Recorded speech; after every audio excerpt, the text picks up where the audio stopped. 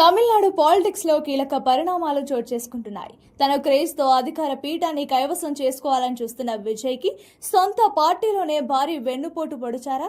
అసలు విజయ్ ని టార్గెట్ చేసిందెవరు? క్షేత్రస్థాయిలో ఏం జరుగుతోంది? ఈ ఒక్క వీడియోతో పూర్తి క్లారిటీ వచ్చేస్తోంది. టీవీకే పార్టీని స్థాపించి లక్షలాది మంది అభిమానుల మధ్య గ్రాండ్ గా రాజకీయ అరంగేట్రం చేశారు విజయ్.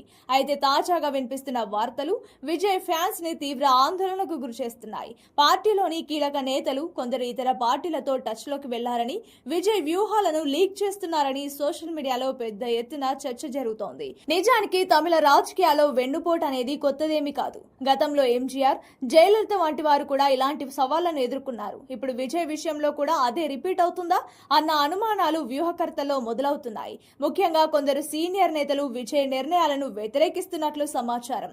విజయ్ క్రేజ్ ను చూసి భయపడుతున్న ప్రత్యర్థి పార్టీలు అతనికి అత్యంత సన్నిహితులుగా ఉన్న వారినే పావులుగా వాడుకుంటున్నాయా అనే కోణంలో ఈ విశ్లేషణ సాగుతోంది. విజయ్ ఈ రాజకీయ చదురంగంలో నిలదొక్కుంటారా, లేక ఈ వెన్నుపోటు రాజకీయాలకు బలవుతారా? మీ అభిప్రాయాన్ని కామెంట్ చేయండి.